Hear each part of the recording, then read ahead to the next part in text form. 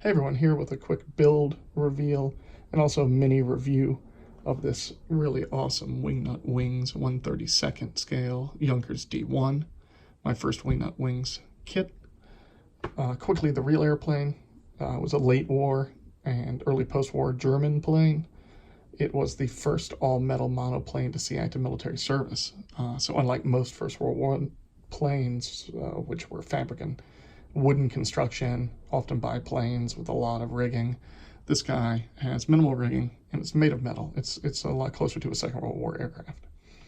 The specific version here is actually post-war free-corps aircraft, so it's extra beat up and covered in kind of a layered camouflage. If you haven't built a Wingnut Wings kit, they have a reputation for excellence. It's well-deserved. 5 stars, 2 thumbs up. I'd highly recommend it. Super fun. Even if you're not terribly interested in the subjects, it's worth it to try because they're really top-of-the-line styrene kits. The fit, the detail were nearly perfect, say 95% of the time. Mistakes probably my own doing. Aside from just the fact that the kit is gorgeous plastic that's nearly perfectly done as far as accuracy, detail, and fit, comes with really great instructions.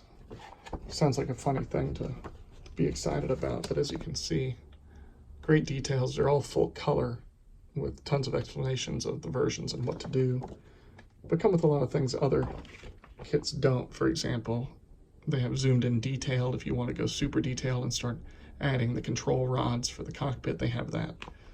If you want to know exactly how to paint the cockpit instead of a tiny little picture at the end, there's a blown up full color diagram of the cockpit painting instructions. The other really cool thing is it's basically not just instructions, it's a full reference guide. They have full color photos of the engine, so you know exactly what you're doing with your painting. And they have tons of actual photos, of course black and white because of the time period, but of the real aircraft, and you can see all sorts of great details like the way the aluminum wore through the paint, the way the markings were done, the way the transition from the belly color to the wing color was done. So you're not just getting a kit and an instruction manual, you're getting a kit, instruction manual, and a reference book, basically, which adds to your value. I wanted to build this one completely out of the box per their instructions just to see how it would go. I couldn't help it. I did get one piece of aftermarket, which were similar to these, obviously different aircraft, but I am using the aftermarket HGW microfabric seat belts because I love them. But other than that, everything on this kit is out of the box. And all of the color callouts are Tamiya, which is what they list in the instructions, homebrew colors. The build was pretty standard. The engine and the cockpit interior were all entirely done first, painted, weathered, and then sealed up with tape and paper, and the rest of the aircraft was built around it and done up.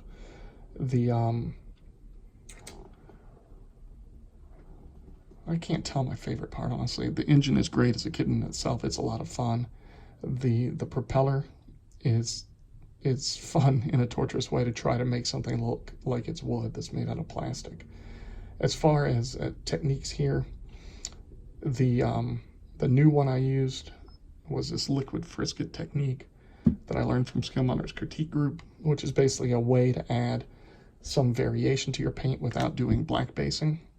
For the main aircraft, the wings and the fuselage, I wanted a lot of the aluminum to chip and show through, so I did the standard primer, layer of aluminum paint using Mr. Paint, hairspray using everyone's favorite Tresemme, and then the colors, the green and the purple mauve, were painted using Tamiya.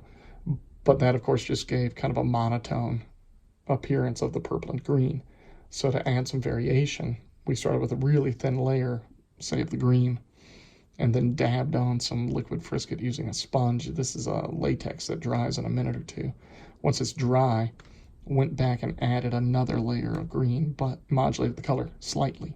And you can go either direction. You make it a little darker or a little more saturated. You make it lighter, you make it grayer. Spray on a really thin layer.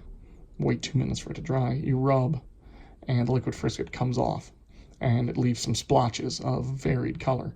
You go and you do that. You repeat it 4 or 5 times, each time changing the green slightly.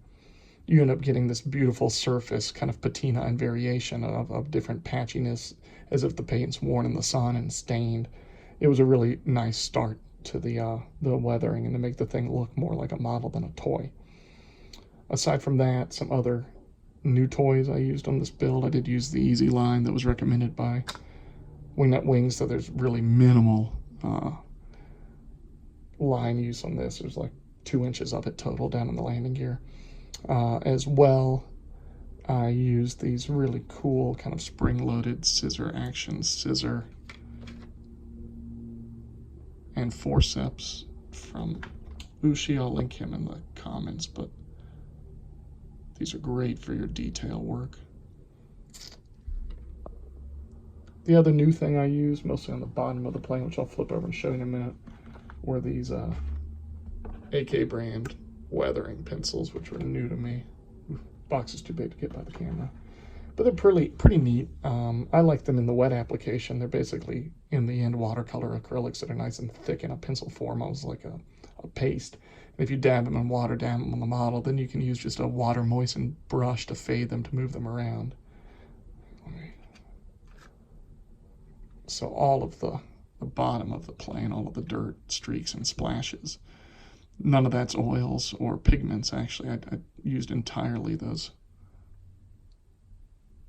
new AK weathering pencils just to see how they would work. And overall, I liked it. The thing that was super nice about them was they were super easy to use. And being completely water-based, I just could get a brush really wet, wipe everything off when I didn't like it. And it seems sturdy enough to handle for final photos and everything. Definitely going to play with those some more. Otherwise, it was all standard technique and standard tools. I'll put some more detailed photos up.